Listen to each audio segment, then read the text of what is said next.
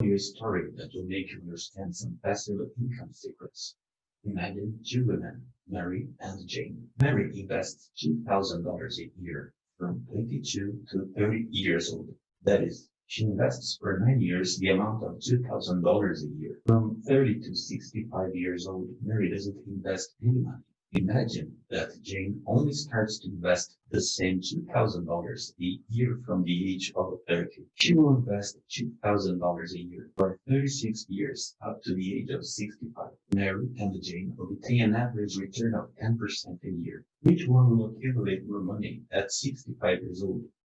Jane, who started investing at age 30, will have a $658,000. And Mary, who invested from age 22 to 30, will have $839,000. Why does it happen? Because Mary left her money invested for longer. This is the power of compounding.